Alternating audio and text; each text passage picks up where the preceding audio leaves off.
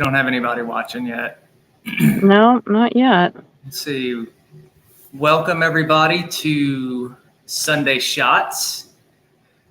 I am Ezekiel Kincade, the paranormal pastor, and I have with me my better half, Bethany. Hey, everybody. So I am making sure I have the comments up right now. Okay, if anybody pops in a live stream, I'll be able to see it right now. Okay. So for those of you watching, we usually take some time at the beginning, let everybody come in and tell us hello. We have live chat on the channel for anybody who wants to join us. I see PW's here with us. Thank you, PW. Hey, PW. I see Dustin says he's driving. Yep. So he might pop in a little bit later. Hope you make it safe, Dustin. Oh, yeah. Yeah, PW, if you don't mind, I'll probably lean on you a bit while he's preaching. If you see any questions or whatnot, just kind of let us know at the end.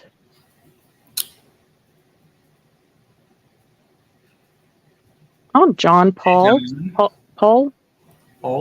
Welcome, John. Glad to have you with us today. So what we format for Sunday night, thank you, PW. Yes, thank you so much. Is we usually do a little bit of teaching. We are going through the book of Enoch right now. And then at the end, when I'm done, I come sit back down here and open it up to any Q&A about what was said, or if something that was said tonight spurred a further question, or if there's questions about anything that we've covered previously, we can address that too. I don't think Emma is going to be here tonight with me, so I don't think we're going to have any music. But what we will do here at the beginning, in just a little bit, once more people hop on, is I'll just open it up for any questions about what we have studied so far. So we may do a little Q&A time previously before I hop up there about anything that we've discussed so far, or something you had questions about what you've heard, but you didn't get to ask it that night, or maybe it's spurred something later and a question came up that you want to ask. So we may take a few moments and do that before we hop into the teaching for this evening. Actually, one thing that I was wondering if you could do, is there any way that, like, before you started, kind of give a breakdown as to where we are up until this point? Yeah, absolutely. We can do that. We can do that. Oh, interesting. PW will be studying Wiccan studies. All right. Happy studying. Yeah, PW, she has an Instagram account where she writes a lot of very cool stuff on spirituality, angels, demons, gods, goddesses. So she's pretty knowledgeable, and she is a big help for us on the show. So good luck on that, PW. Absolutely. Now, actually, I have a question for PW. Is it just Wiccan things that you write about, or is it of all different beings and deities, even from, say, Japanese culture or South American or Native American?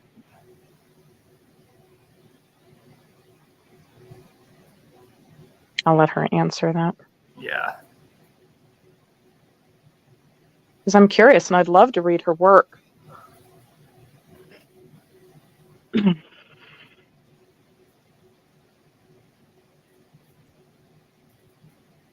see if she answers, baby. It's everything on everyone's culture. That's pretty awesome, actually. What I like about it is you can see different corollaries between different cultures, like some of the stories are sort of similar. Some of the deities. She does Hindi, Catholic, Satanic, Luciferian, Christianity. Yep. Now, what is the difference between Satanic and Luciferian?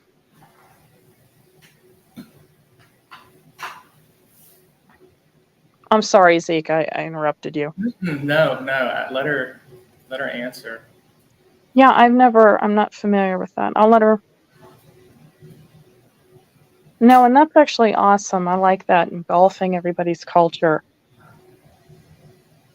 Okay. Hey, you figured that out. Yay. Yeah, I did.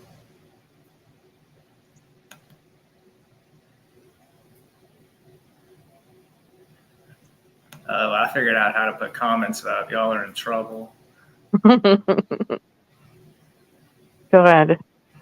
See, I can't do that, but I'm using my phone. I'll be using my laptop while I'm listening.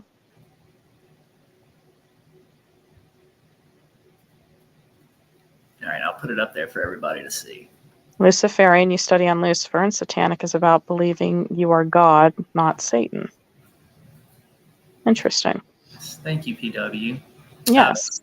I was going to say the other thing about what she does on Instagram is she'll put like a little picture, and then she gives just like a little brief historical snippet that just takes a couple minutes to read. So you're getting little bite-sized stuff that you can just get on there and scroll to. She's got tons of stuff on there. So, yeah, it looks like I lost Bethany for a moment.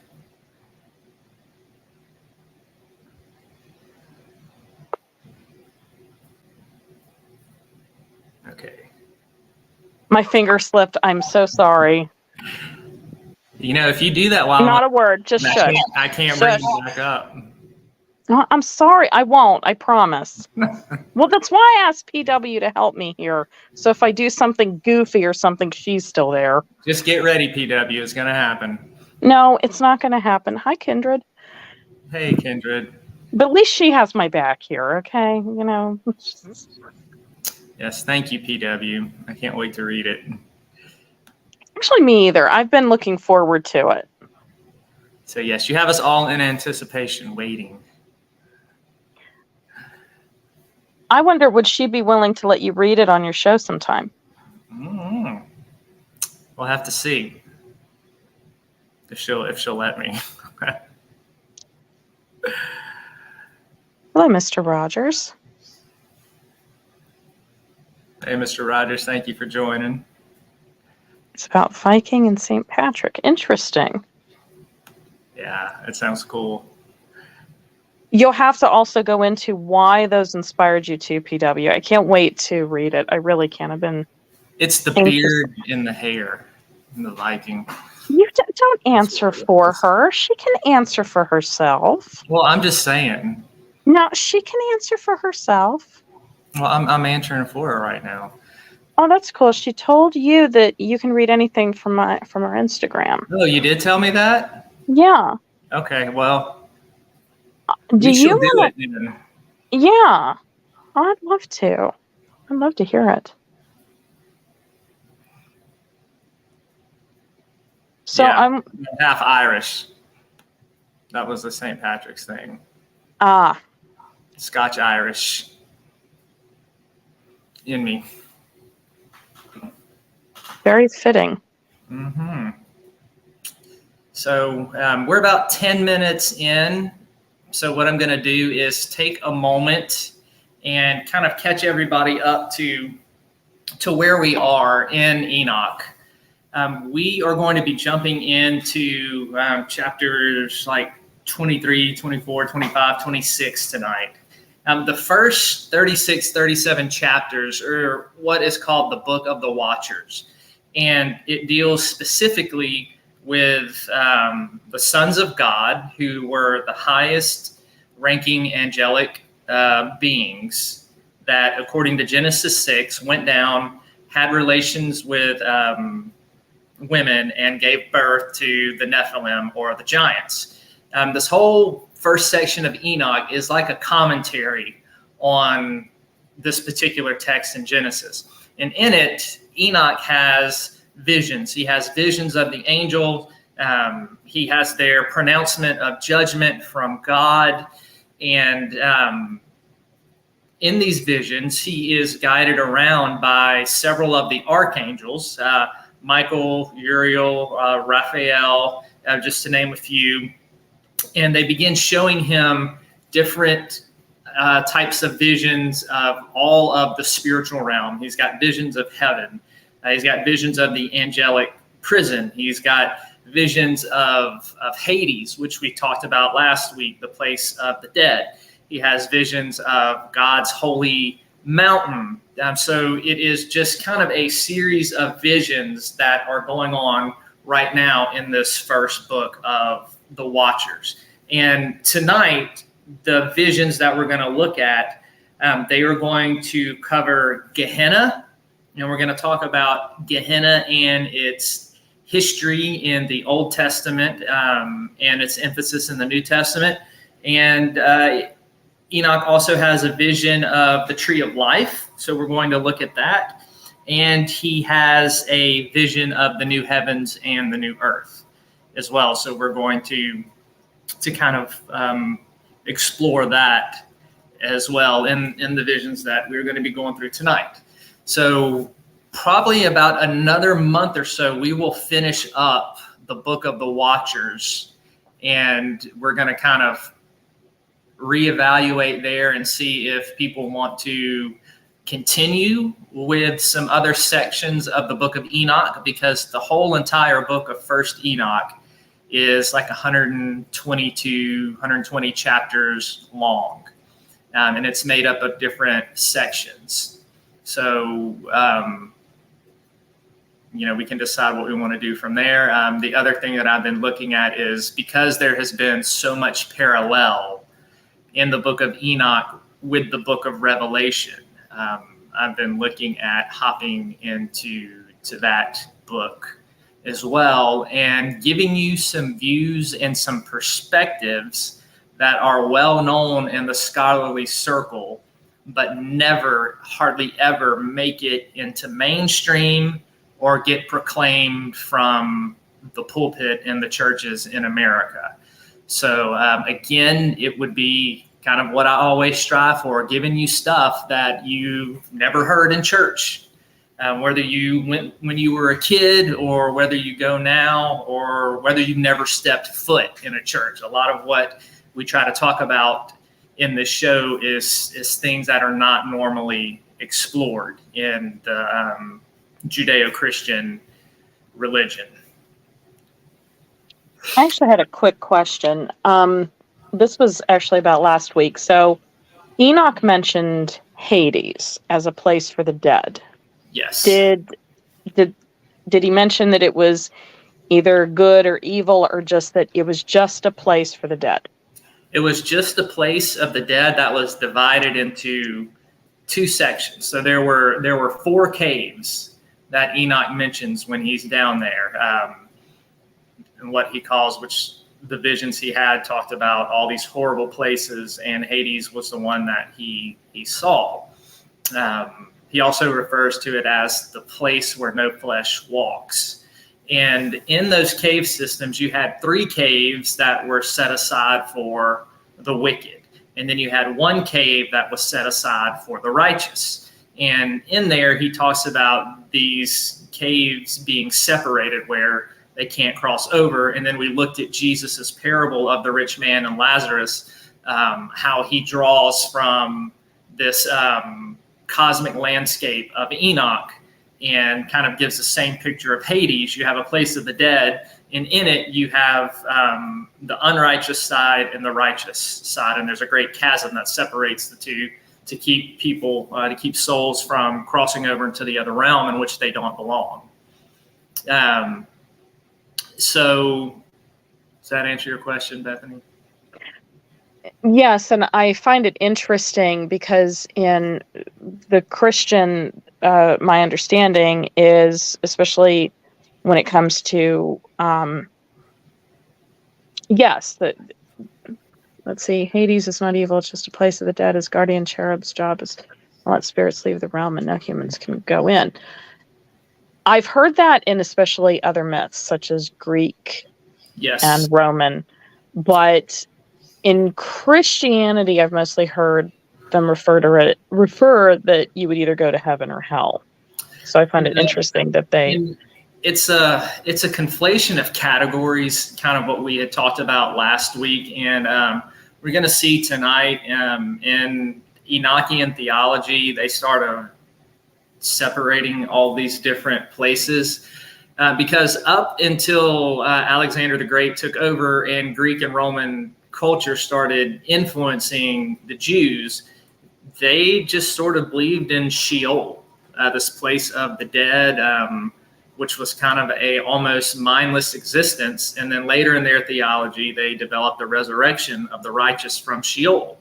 Enter the Greeks and the Romans, and you see the Jews start adapting some of their theology, mythology, whatever you want to refer to it as. They started adapting some of that with the Greco-Roman belief in Hades, in the place of the dead. And you start first seeing that influence in the book of Enoch.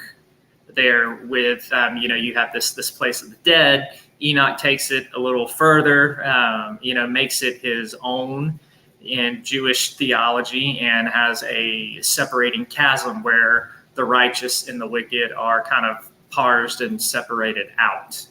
And then you see that flow over into New Testament theology as well. Hell, Gehenna, the lake of fire, is a different place than Hades. And we're going to look at that tonight. That's actually one of the things we're going to be exploring is Gehenna. But they are two separate places. Okay.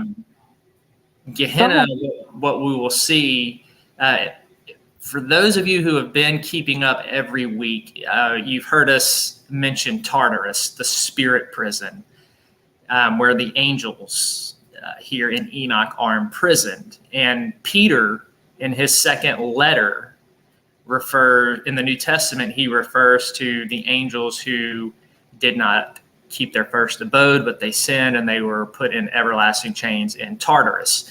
We see Jesus says that Gehenna, hell, is a place for Satan and his angels. So a lot of scholars are of the opinion that Tartarus, Gehenna, the lake of fire, these are all the same place in Christian theology. But Hades is a separate place of the dead. It's kind of like a holding cell right now. Yeah, actually, it's interesting you said that because it was Kindred said there are two Hades, the God and the place in the underworld. It is very different than the Christian hell. Mm-hmm. I agree with PW. Each religion has their own truth on Hades and the underworld. Mm-hmm. Yep, you're going to see different nuanced things like this across different religions.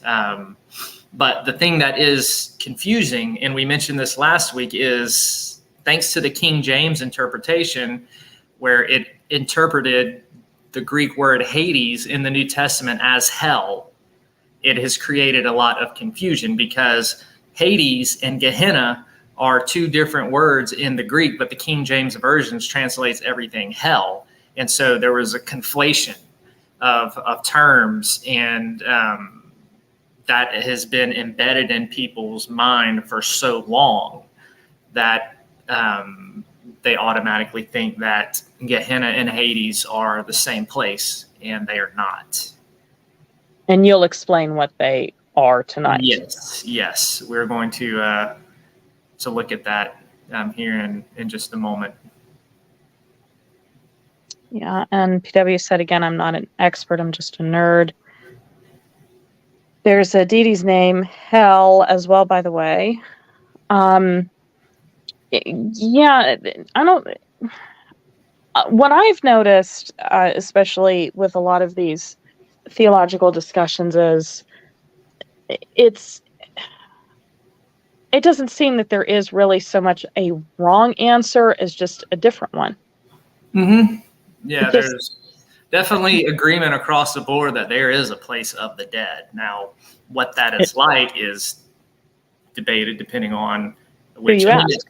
Yeah, across religions, but even in Christianity, there's debate about it as well, about what it's like. There's debate about Gehenna, the lake of fire, Tartarus, hell, whatever you want to call it. There's debate about what that is going to be like, if the judgment in there is really eternal, or if there's annihilation involved. We won't solve all those issues and problems tonight, but it's worth mentioning that these things are discussed and they are debated, and this is not one of those things where it's just like, okay, tell me what to believe, spoon feed it to me.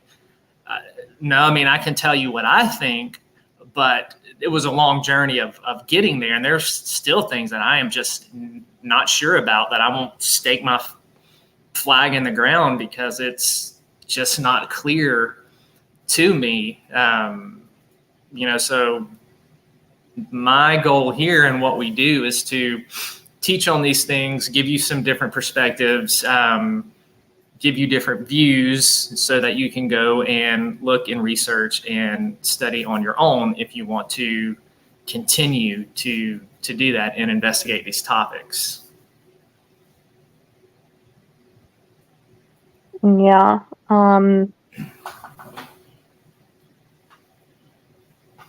They're talking about, again, forgive my ignorance. They're talking about a deity named Hel, rules over Helheim, Helheim.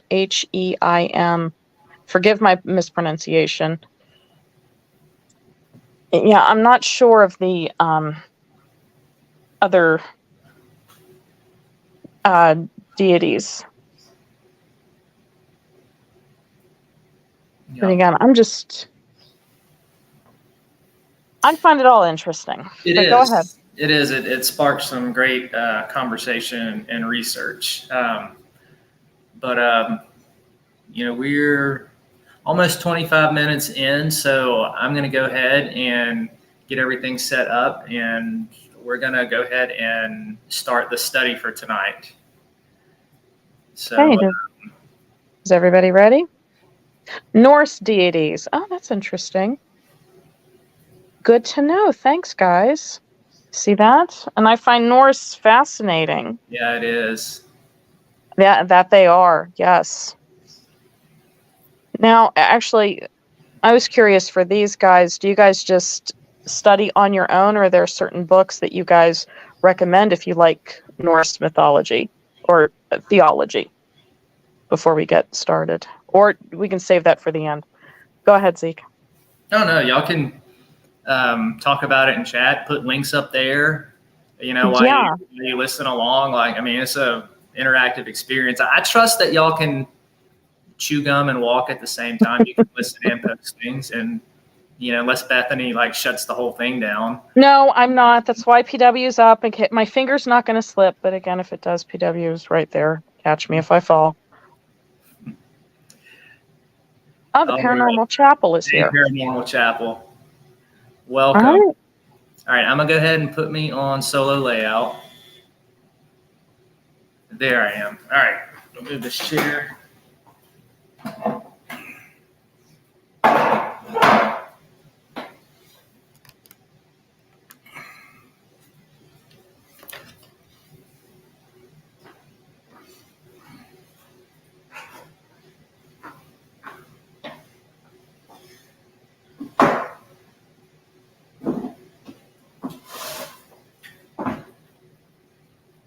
All right, bear with me while I get everything open.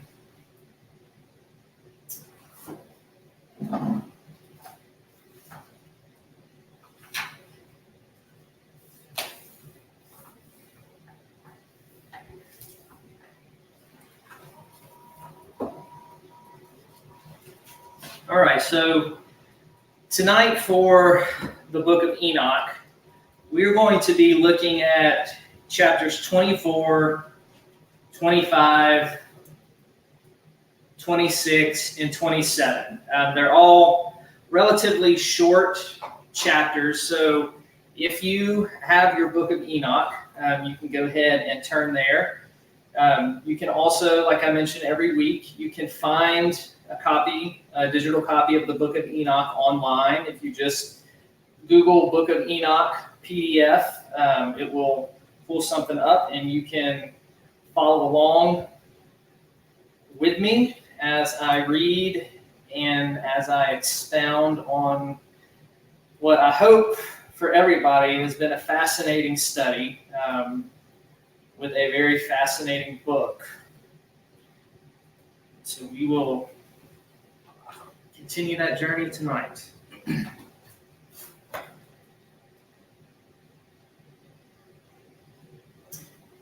Chapter 24. All right, Enoch is still being shown around by different archangels and being shown to these visions. And so now he is getting ready to be taken to another place. And from there, I went to another place of the earth, and he showed me a mountain range of fire, which burnt day and night. And I went beyond it and saw 7 magnificent mountains, all differing each other from the other, and the stones thereof were magnificent and beautiful, magnificent as a whole, of glorious appearance and fair exterior. 3 towards the east, 1 founded on the other, and 3 towards the south, 1 upon the other. And deep, rough ravines, no one of which joined with any other. And the 7th mountain was in the midst of these, and it excelled them in height, resembling the seat of a throne, and fragrant trees encircled the throne. So some of you, this may sound familiar because it is another vision of one of the same things Enoch saw earlier in this book.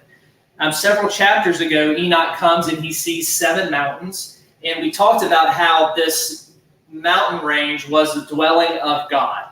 And right in the center was God's throne upon this mountain. And we talked about the mountain imagery in the Old Testament and how that is always used to signify the power, presence, and the seat of rule for God. Enoch saw it once before, and now Enoch comes and he sees it again. So he's seeing these mountain ranges again. You've got 3 mountain ranges in the east, and it says are all kind of stacked on one another.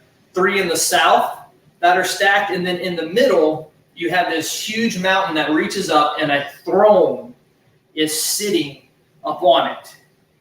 And so Enoch is drawing from the Old Testament imagery of the throne of God, the mountain of God, and you're going to see this carry over into the New Testament when we're able to get there in just a minute. But it's just, I wanted to point that out, it's a repeat. All right, Enoch is seeing these mountains again. He's coming into the presence of God, and there's something important that is going to be shown to him.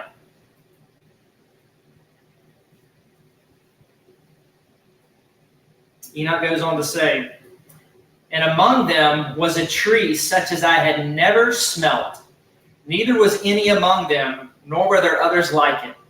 It had a fragrance beyond all fragrance, and its leaves and blooms and wood wither not forever. And its fruit is beautiful, and its fruit resembles the dates of palm. Then I said, how beautiful is this tree and fragrant, and its leaves are fair, and its blooms are very delightful in appearance. Then answered Michael, one of the holy and honored angels who was with me and was their leader. Chapter 25. And he said unto me, Enoch, why do you ask me regarding the fragrance of the tree, and why do you wish to learn the truth? Then I answered him, saying, I wish to know everything, but especially about this tree. All right, so Enoch, what he is seeing with this tree, it intrigues him. He wants to know more about what this is, because in the back of his mind, I'm sure he is thinking, is this the tree of life? Is this the tree that was in the garden and that had a cherub around it and that no human was supposed to go near or touch? And he, Michael, answered, saying, this high mountain which you have seen, whose summit is like the throne of God, is his throne, where the holy great one, the Lord God, the eternal King, will sit when he shall come down to visit the earth with goodness. All right? Now the vision is pushing us forward to the future, to the day when God will come back to judge the earth, to establish a new heavens and new earth. And he says, Enoch says that he will visit the earth with goodness. God will bring his goodness, and he will come and he will do away with all sin and suffering and pain and sorrow. And for this fragrant tree, no mortal is permitted to touch it till the great judgment. I want you to keep this in mind and listen very carefully to this and what he says, because it's going to appear later tonight in our study.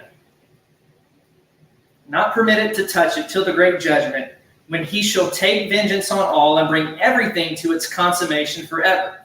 It shall then be given to the righteous and holy. Its fruit shall be for food to the elect, and it shall be transplanted to a holy place, to the temple of the Lord, the eternal King. So Enoch here has a vision of the tree of life. And we are going to take a moment and kind of do a brief historical sweep of the tree of life. Now, those of you who have any familiarity with Judeo-Christian theology, you know what the tree of life is. All right, we have the very beginning in the mythos of the Genesis text, that God put two trees in this garden, right? The tree of life and the tree of the knowledge of good and evil.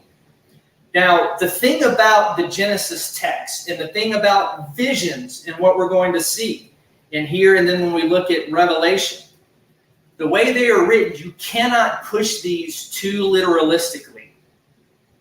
The way that the text is arranged and the language that is used in the book of Genesis is similar to all the other ancient Near East myths that are written during the day, right? These trees were representative of life, of moral decisions, right? Gardens were temple imagery, right? And in Genesis, we see that God builds a garden, and he places his image bearers in here. This is all temple type of language.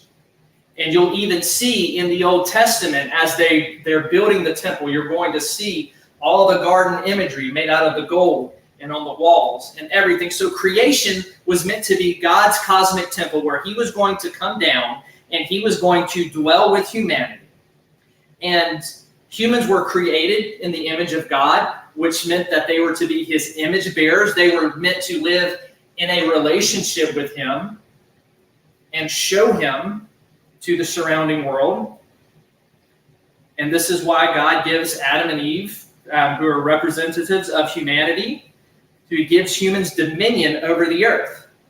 And with these trees, the tree of life and the knowledge of good and evil, the way that God had intended for humanity to go is for them to learn wisdom, learn the knowledge of good and evil with his guidance. All right, he told them not to eat of this tree.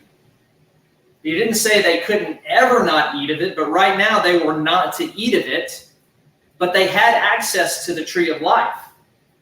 God's intent for humanity was for them to come along beside him and learn the knowledge of good and evil and learn wisdom progressively in his presence. But instead, humanity turned. We all turn our hearts away from God, and we try to choose things outside of his way, outside of his will.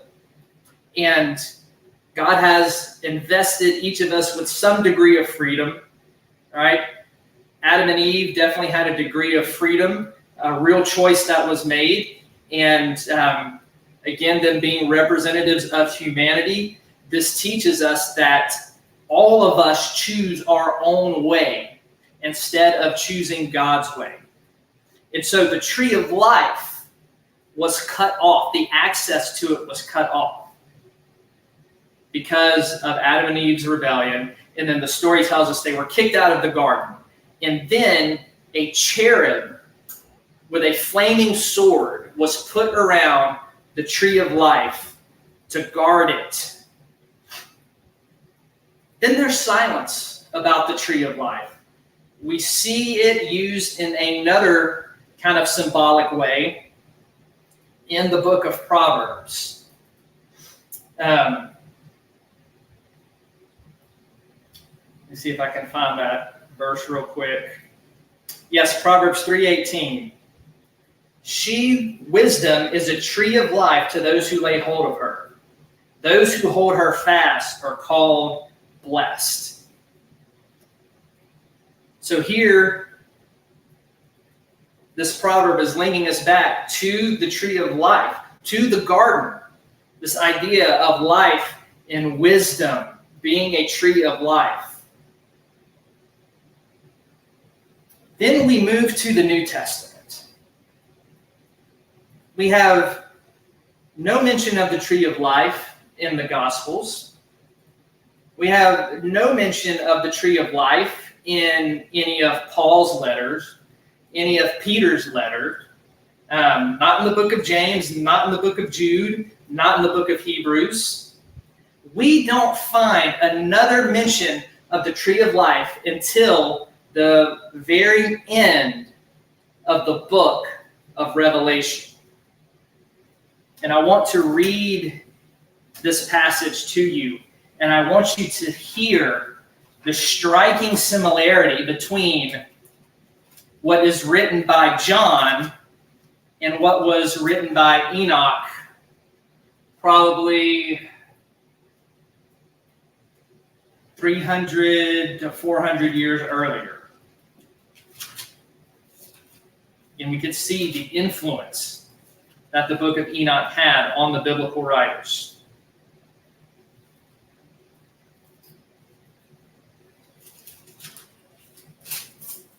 We're going to be looking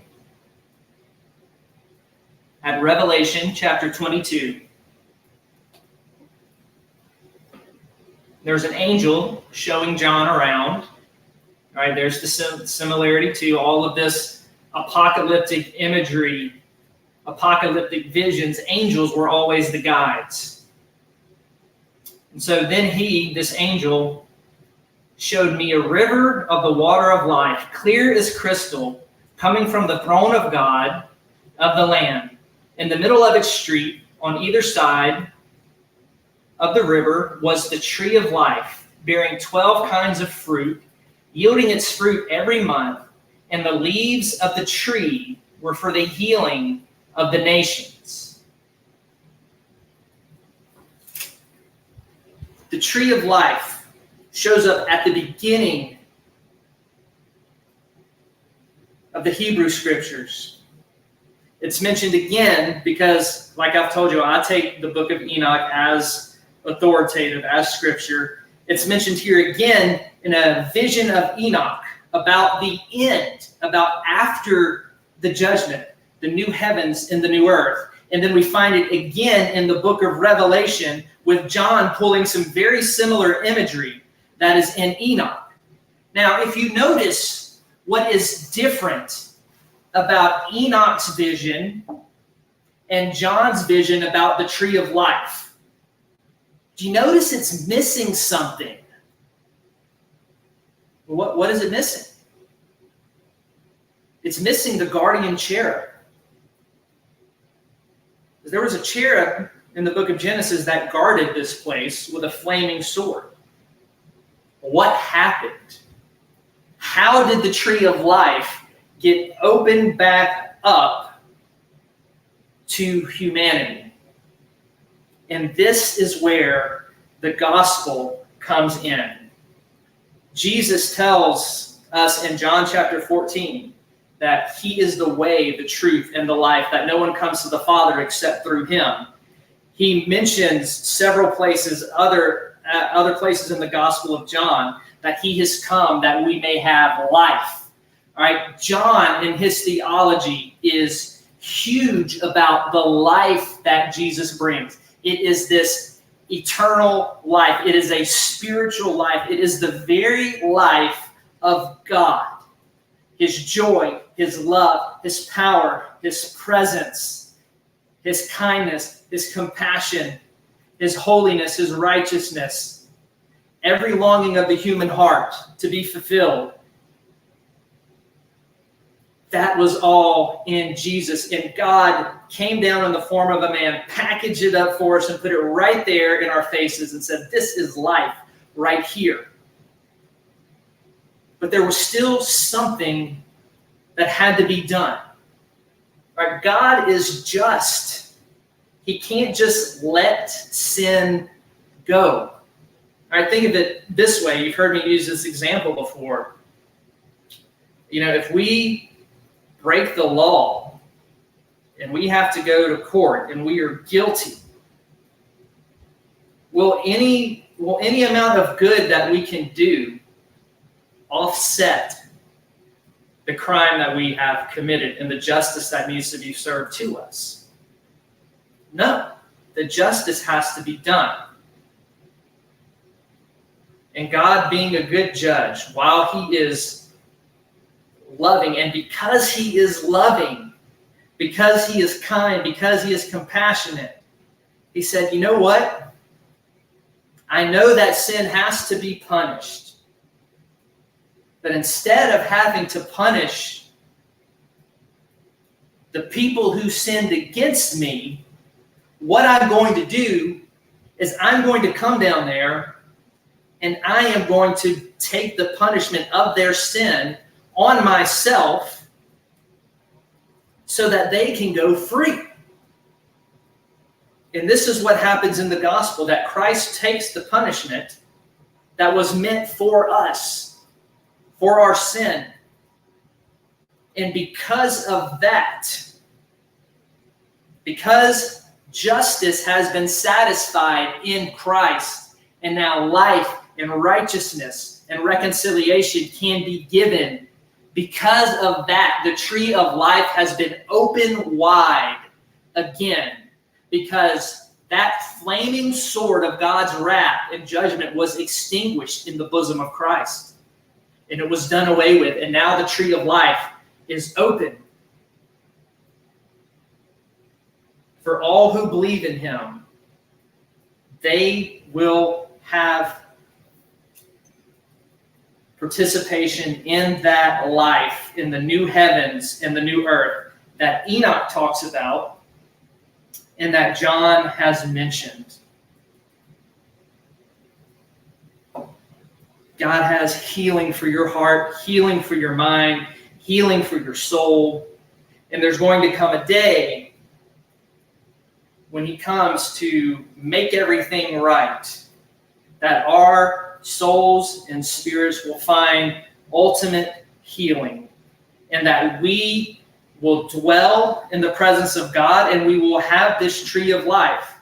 And notice that it's for the healing of the nations, that we continue to partake in eating this tree of life in the new heavens, in the new earth, so that we are always walking in healing from what we have gone through on this planet.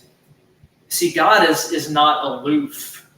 He is not unaware of our sufferings and our tragedies and the hardships and the evil things that people have done to us. The evil things that people have done to us in God's name. That's the thing that grieves God the most, when somebody uses his name to do some harm against you.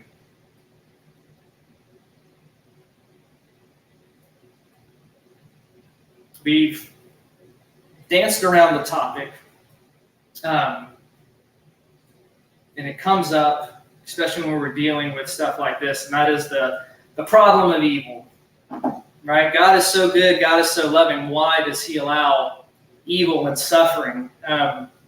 This is a study of mine that I have taken on. It's one of my favorite theological and philosophical areas of studies. And I have read almost every view that is out there, whether it is from a Christian theological view, a Christian philosophical view, a Buddhist view, an atheistic view. I have explored them all. And the thing about the different views is they all have strengths and they all have weaknesses. But at the end of the day, they still leave something wanting. They all lack something. And I think part of that is because we're not really given an intellectual answer to this problem. And we are left with a lot of missing pieces to the puzzle that everybody is trying to make sense of. But I've come to realize this, is that even if we had a fully satisfying intellectual answer as to why there's evil and suffering in this world, as to why God allowed it, it still would not take away the pain. You see, God's answer for us to the problem of evil and suffering is not an intellectual one. It is an incarnational one. Jesus, God came down in the form of Jesus, and he suffered right along with us. Jesus was treated like crap while he was on this earth. He was persecuted for his beliefs. He was persecuted for his teachings, and he was eventually put to death for them. He was rejected. He was ran out of the synagogues. Sound familiar? A lot of you have been run out of churches before. I have. Jesus knows your pain. Jesus was betrayed by somebody closest to him. That ever happened to y'all? You've ever been betrayed in a close relationship? Jesus knows how that feels. He walked through it. And so God said, you know what's better for you than an intellectual answer to the problem of evil? It's me giving you an answer that can actually heal your heart from the hurt and the pain and the sorrow and the tragedy that you have been through. Jesus is pictured as a great high priest. Those of you familiar with Old Testament theology, you understand that the high priest was the one who went into the presence of God for the people. He represented the people before God. The problem with the old sacrificial system is that the priests were sinners just like the rest of us. But in this new priesthood with Jesus, he is like us. So he's able to be a perfect representative. He is human just like us. He has walked through what we have walked through. But he has not sinned. And so he's able to be that mediator between God and man. And so he is able to come to you in your hurt, in your sorrow, in your suffering, in your pain, in the rejection that you have felt. And he's able to sit with you in it, and he's able to understand what you were feeling, understand what you're going through, and he wants to help you heal from that. He wants to help you heal, especially from the people who've done terrible things to you in the name of God, in the name of Christ. And I know I harp on this a lot because there have been a lot of you out there who are like me, and you have suffered much evil at the hands of organized religion, at the hands of the church, those claiming to be God's representatives, and they have not represented him well. But I'm here to tell you, as one who has been ostracized, as one who has been ran out of churches, that God is here to tell you that what you saw and what you experienced was not him, and it was not a clear picture of him, and he does not approve of that. And those people will be called into account for what they have done.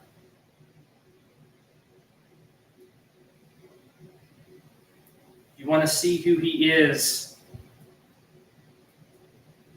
Put your focus on what is written in the pages of these books, and not what some false believer or false convert has done to you. Jesus, he is that tree of life. He brings that healing for your soul. Enoch points us to that great day when all is going to be made right. John draws on the imagery in the final chapter of the book of Revelation. And he says, here is the tree of life for your healing.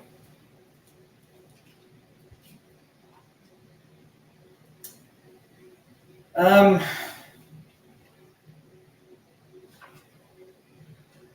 trying to decide if I want to jump into Gehenna tonight. I did not plan on going on this long about the tree of life. I don't want to rush Gehenna. So, in fact, I don't want to rush anything that we do and that we talk about in this, especially since we've been talking about Gehenna, Hades, all of these different places. I want us to have ample time to discuss it. So we will wait till next Sunday to really dive into Gehenna and this mountain, this ravine that Enoch sees, this accursed valley is what he calls it, because I want to take time to go through the Old Testament and talk about Ben Hinnom, this valley, and how it started off and why so much wickedness and evil is associated with it. And then I want to look at its development as Gehenna into the New Testament, and the word picture surrounding it and what actually Gehenna was during that time period. So we're going to stop here and save it for next week. So I apologize if anybody was really looking forward to it, but we're just going to wait because it's going to take at least a good 20-25 minutes for me to really unpack Gehenna and do justice in the way that I want to do it for you. So we'll go ahead and end our study of Enoch there tonight, and I'm going to come sit down here in just a moment, and we will take questions about anything that was said. Give me just a moment.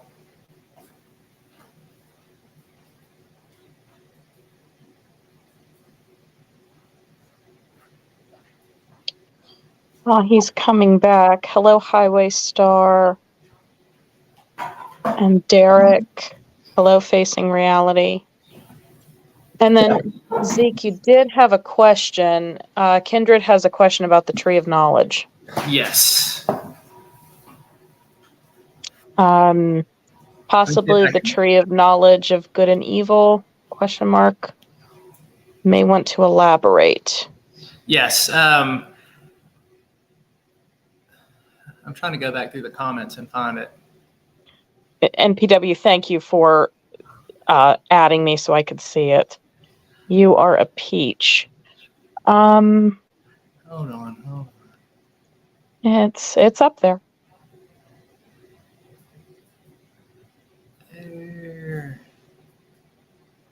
I am not seeing it. I wish I knew how to. It's okay. Hold on. I'm getting there. It's right under Derek. Thanked PW. Possibly the Tree of Knowledge of Good and Evil ? That's the. Yep, right there. All right.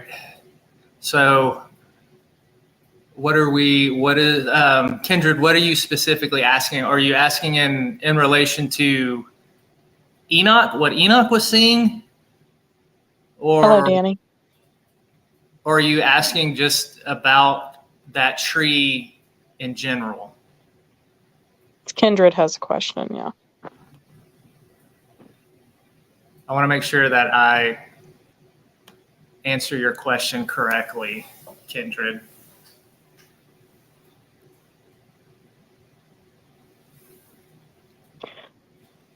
So why was the tree of knowledge really profound for you tonight? The tree of life and Yeah. all that. It's because it's barely mentioned in scripture. And so when something of that magnitude, that imagery comes back, it's weighty and it is important.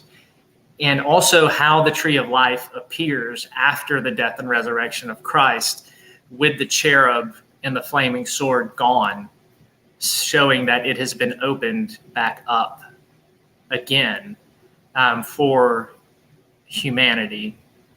And because of what the tree of life represented in Genesis, it represented humans choosing God's way and choosing a life with him. And instead, we all choose our own ways. Each of us go astray. Each of us try to live our life outside of God's wisdom and plan. And it was never intended to be that way. That wasn't his will. But the day is coming when that tree is going to be opened back up, and that all death, sorrow, sin, shame, pain is going to be done away with, and creation will be glorified, and that we will finally be free to live and do God's will, God's way, unhindered. So the tree of the knowledge of good and evil, this is what people mistake about it, is it wasn't a bad tree. It wasn't an evil tree. It's a tree. It's amoral. It can't be evil. But there was a reason that God did not want them to partake of that tree yet. It was because he wanted them to learn about the knowledge of good and evil in his timing, under his presence, under his guidance, under his protection. But we all know what happens. The chaos creature comes in, the serpent. We've talked about what that is on the show in the past. A creature coming to bring disorder into God's order, and he does that. He brings disorder between God and humanity. And he is successful in tempting Adam and Eve to go ahead and partake of the tree that they were not ready to partake of. We see this knowledge of good and evil also emphasized in the book of Enoch, right? We see the angels come down and they are trying to lead humanity into knowledge of things that God wasn't ready for them to have knowledge about. So even in the book of Enoch, this idea of the knowledge of good and evil is still in the background, kind of driving the story. So, hold on. Keep asking. I'm just going right here. My cat's trying to get in. Okay. Aw. PW is eating pizza for dinner and says we're doing great. Yeah, I find it interesting how many that the tree of life spans different theological backgrounds. I know that it isn't just in the Christian theology, but it's also in Japanese culture, such as Reiki, many others. So I find that interesting. But PW said, I always thought that the tree of knowledge is a sacred tree, that all the answers to the world's secrets of life. Yeah, it was a good tree. It wasn't an evil tree, right? It was meant to be partaken of at some point under God's direction and guidance. So, yeah, it wasn't an evil tree that it kind of gets the bad rap for. But you see this garden imagery, this tree imagery is found in a lot of the ancient Near East cultures of the day, in the time period, in the culture in which Genesis was written. And so, Genesis, the author is using the language and the concepts of his day to relay certain theological truths about God and God's relationship to humanity. So it just because an author draws on the culture around them, or they use mythological language and stories, doesn't mean that what is being talked about has no truth to it. That's one of the frustrating things about the Western mindset at times, that we've automatically associated any type of myth as not being true. And that's just not the the case with ancient Near East culture. Their myths were not like what we consider myths. They were things that were meant to teach origins and histories and man's relationship to the gods and stuff like that. That's pretty much sounds like every mythology. Yeah. Whether it's Christianity and whatnot. But what I find interesting, and I didn't know this, is that there is a big difference between the tree of life and the tree of knowledge, and that the tree of knowledge is mostly in connection with Judaism and Christianity, whereas the tree of life spans many philosophical and mythological backgrounds. Very true. And it seems to kind of represent the same thing throughout. Mm-hmm. So, yes. No, I admit I was a little disappointed you didn't go into the darkness tonight, but I understand. It's already ran out of time. I know. But the preacher got anybody have any questions? Comments?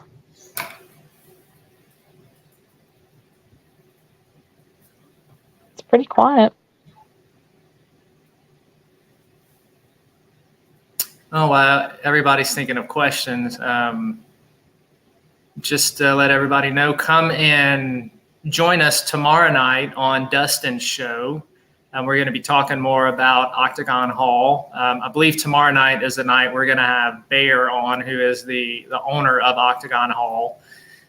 And he's going to be sharing some things, so you're not going to want to miss that. We still have some tickets available for the tour that we will be leading, that PPR channel. All of us are going to be there hosting the tour and leading. So there's still tickets available on the Octagon Hall website. So if you are going or you want to come, go ahead and jump on that. I think there are 4 left now. And then Tuesday night for Southern Discomfort, going to be jumping into a study on psychic phenomenon. And I'm going to be exploring this from a scientific viewpoint, and from the data and stuff that has been done in laboratory settings and research with different types of psychic phenomenon. I'm also going to throw in my perspective of it as a pastor and a Christian, because I think it is necessary at this point, because there are a lot of Christians and pastors that teach that psychic phenomenon is satanic and demonic and of the devil. And I am not of that opinion. So I'm going to hopefully be able to share some information and some stuff that I think and believe that will push back and push against the grain of the ignorance that is out there when it comes to this type of phenomenon. So that's what we'll be getting in on Tuesday nights, is we'll do an introduction to psychic phenomenon, and then we're going to jump off and start looking at different aspects of it, telekinesis, telepathy, all of those fun things. Also, those of you who like to read horror, just to remind you, I've got my stuff on sale at Godless. You can get on there. I have stuff for dirt cheap. Also, the paperback edition of Johnny Walker Ranger Demon Slayer Volume 1 is on sale for Amazon. If you like paperback, it's on sale for like 50% off, which is the lowest it has been. So it's like $7.80 if you want to grab a copy of it. But if you don't do paperback, it's like 99 cents on Godless. So I've made the prices really low so that people can buy it and enjoy it without feeling like they're taking a hit financially. And everything that you buy goes towards my Winnebago fund. And that is, I'm going to find a picture of it here. This is what I am going to be getting and hauling Bethany around in. And she has dropped off right now. So she doesn't know that I'm doing this, but she's not going to be surprised. See if I can find it here.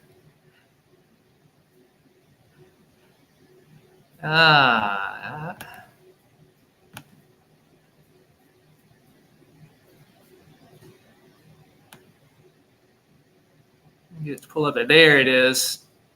So when you buy my books, this is the fund it goes into, to buy me and Bethany's dream vehicle so that I can cart her around the country in style as we go do all of our paranormal investigations. So your support means the world to me. She's probably not as excited about it as I am.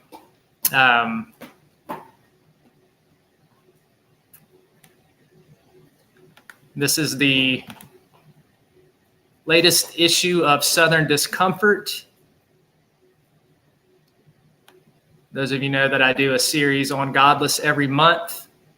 The type of stuff I write for this series is all over the place. It's all horror related, but it is just about every type of subgenre you can find in horror. The one for this month, for July, it is body horror, psychological body horror. So if you like something to make you squirm and make you squeamish, this is the one for you.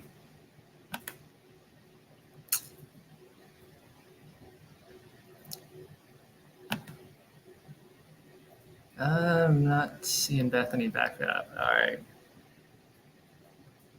She's off. I see her in the comments. Hold on. Bethany, what did you do? Oh, it crashed. Oh, you did hear me talking about the Ectobago. Thank you. We all, does anybody have any more questions about what we talked about tonight, or about where we're heading in the future with the show, what we've got upcoming on the channel?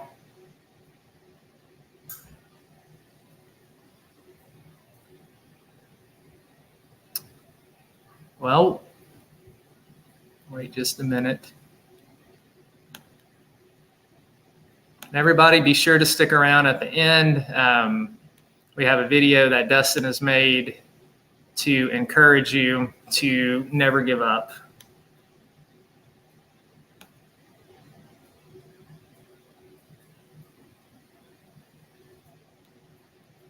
Okay.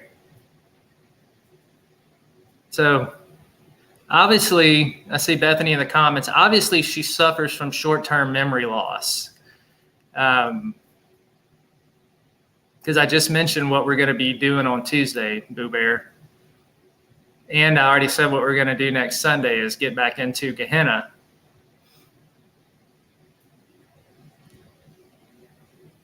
I swear, Bethany, sometimes I think a goldfish has better memory.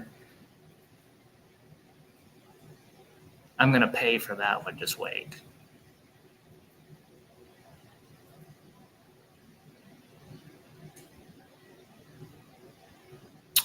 Oh, PW, do you believe that the tree of knowledge was real? Like I said, I think the language was mythological. And so the literalisticness of it is not meant to be pushed very hard. I do not think that they were literal trees. I think this is has more to say about humanity choosing their own way as opposed to God's. Adam and Eve are representative of us all. So I'm of that branch of Christianity that would not press this this inspired part of Scripture too literally. But I know there are other people in Christianity that do take it very, very literalistically. One day on the show, it might be good for us to go through Genesis at some point, especially the early chapters, and talk about how to understand this in its context, in an ancient Near East context. That may be something good to do. Oh, Bethany, you called me a name, but I can't read it because you bleeped it out.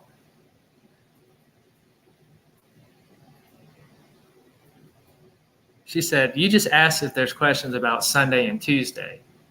Now, I asked if there was any more questions in general. And I had just mentioned what we're doing on Sunday and Tuesday. I'm going to try to start an argument with her while she's in the chat. See if I can get her going.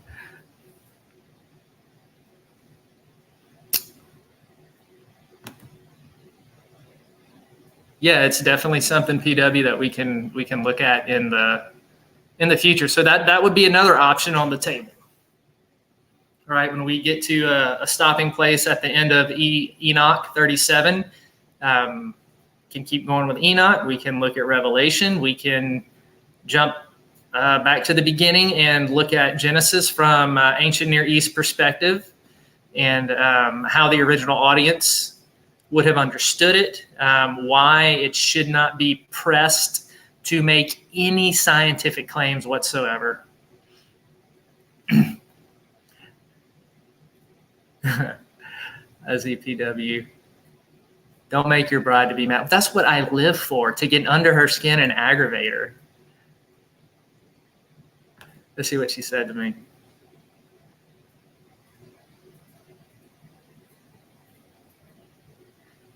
Even if I did ask about Tuesday and Sunday, I already mentioned what I was going to be doing on there.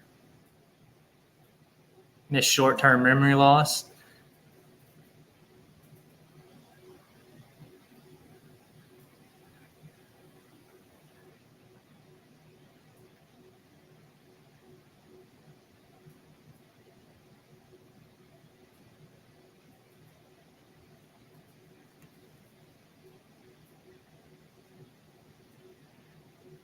Oh, Dusty can't come up till 9:30. That's all right, man. We're about to go ahead and close the show out. Dustin will excuse me for trying to keep it going. What is that word?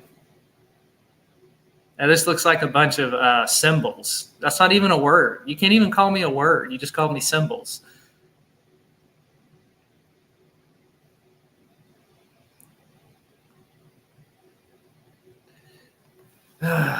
She's making up words now.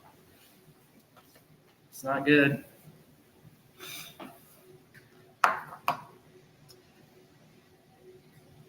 But no, so anyway.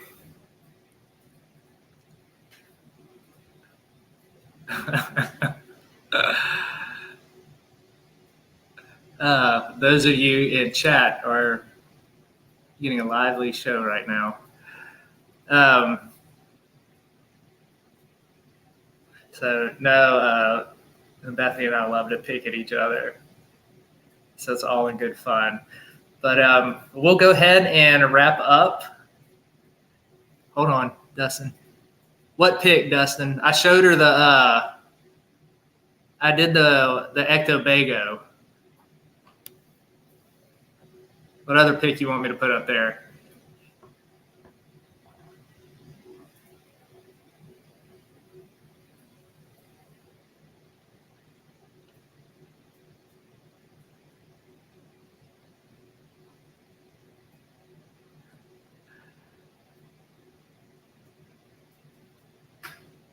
Oh, okay. All right, Dustin.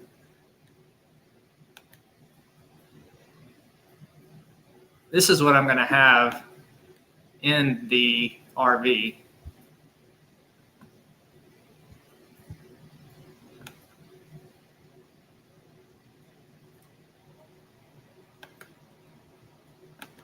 Right here.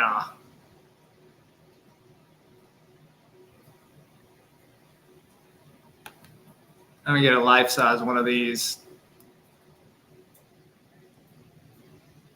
Put it right there.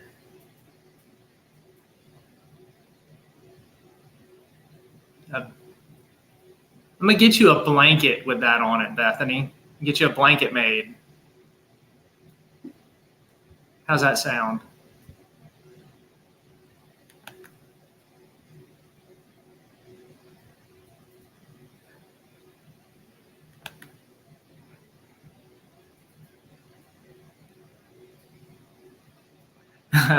It's on Dustin's wall.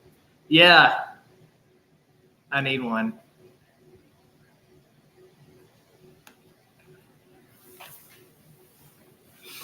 Oh, I'm getting threatened now.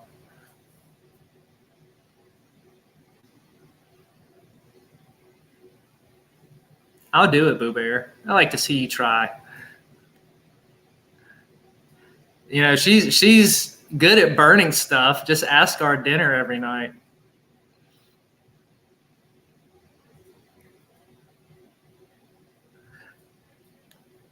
Yeah, Dustin, I'll do that.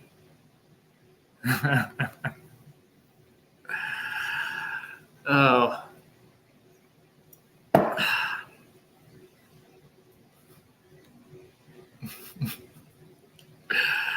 I love you, Boo Bear.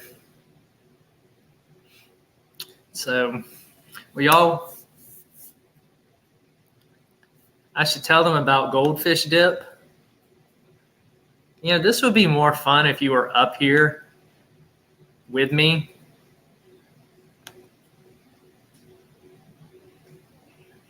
I'll save that for another time. I'll save the goldfish dip and the elephant enema for another time. So, we're going to go ahead and wrap it up for the night. See Dustin here posted, Yo Baby's having eye issues. So everybody be praying for Tanya.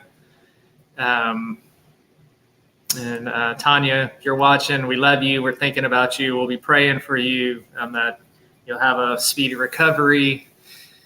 And hope that you get better soon. So, PW, thank you for being here as always, manning the chat. Bethany, thank you for being up here with me, my better half. You're such a huge support. A big shout out to the rest of the PPR family, to Dustin and Vickie as well. Love all of y'all. Thank you everybody for watching for tonight. And please stick around for our inspirational song that we like to do at the end of every show. Never give up. So we love y'all. Thank you for listening. Come tune in tomorrow night, talking about Octagon Hall on Dustin's show. Tuesday night on Southern Discomfort, we'll be jumping into Psychic Phenomenon. So hope to see y'all there.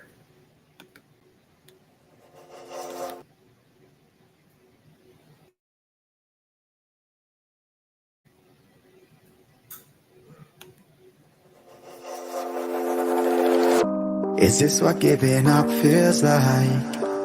I don't know, I don't know. Tell me, have I lost my mind? Nowhere to go, so far from home. Is this what giving up feels like?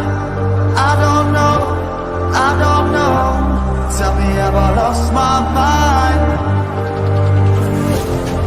So I break these walls and hold